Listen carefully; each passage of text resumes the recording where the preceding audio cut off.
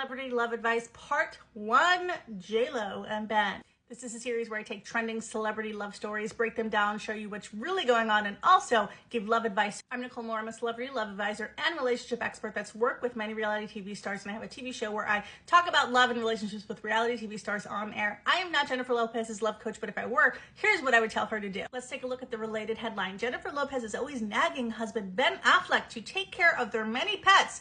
It's a zoo. First things first, Jennifer Lopez does not need to be nagging any man to get them to do what you want. But I believe Jennifer Lopez is what I call an overgiving martyr dating personality type. What that means is that she believes on some deep core level that if she can heal a man, fix a man, that she's going to get the love that she wants, and it fails every single time. Jennifer Lopez has to realize that she is the magic, and she doesn't need to raise up a man, raise his self-esteem, make his life better in order for her to magically finally be loved how she needs. Let's take a moment to remember what Jennifer Lopez's energy was like when she first got back together with Ben, because it was not this nagging woman energy. First got back together, Jennifer Lopez had the energy of a freaking queen. She was hot, she was empowered. Ben was lucky that she let him back in. And it felt like Ben was all about her, super into her, which is exactly the kind of love J-Lo actually needs, but she never seems to get. And what's interesting is we saw the media stories change too. When they first got together, it was all about, J-Lo's this empowered queen. And as more has come out, it's like,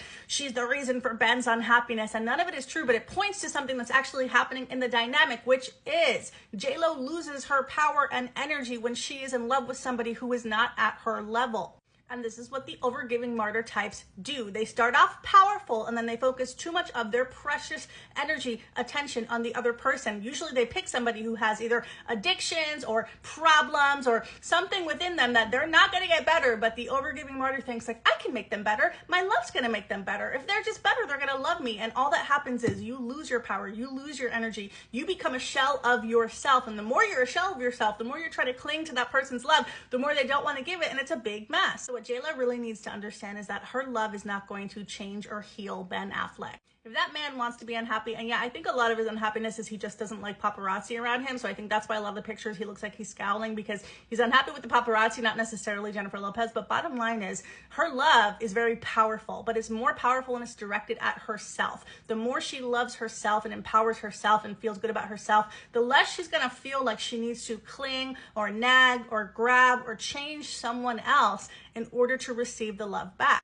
Jennifer Lopez, girl, she needs to raise her standards massively. You know what we never see in the media? I want to see stories of Ben doing these amazing things for Jennifer Lopez, taking care of her so much, surprising her with gifts and trips and love. Like, why are we not seeing in the media Ben Affleck caring for Jennifer Lopez? Because what the overgiving martyr type needs, remember, they'll give their power and their love and their energy to somebody that they love. They'll give and give, trying to get the love. They need somebody who's going to be all about them, caring about them so much, because when you give a lot of love, you also need to be replenished by somebody who is capable of giving a lot of love too. So she needs to set a higher standard. Ben needs to be caring for her more, bottom line. Or guess what? She needs to be strong enough to say, I don't like this. If this doesn't change, I'm going to leave. You have to be willing to say, I love you, but I love me more. That's the place of power for somebody like Jennifer Lopez. So if you're like a J-Lo, you accept too much negative treatment and you don't have a high enough standard for how you should be treated, I want you to stop right now and say, I love me more. And if I operated in all of my relationships like that, I love me more. I care about me more. I have a standard. Can you meet that standard of care for me or not? You're going to be more empowered if you're in that place. Never be desperate for someone else's love, especially somebody who doesn't love themselves enough that they're in addiction or they're in some kind of problem where it's not going to be solved by your love. Believe me, they need their own love first. You need to find somebody who already has a lot of self-love and positive energy inside of them, so they have an overflow to give to you. Stay tuned for more celebrity love advice. We're going to have many more parts to this, so subscribe so you don't want to miss it. And if you want to know if you're an overgiving martyr like J-Lo, or maybe you're one of the other 5 dating personality types, there's a celeb for each one. Go to my bio and take my celeb dating personality types quiz. Let's see what you are, and you're going to get so much advice for your specific dating personality type to figure out how to get the best love possible. Just like J-Lo, you deserve the best.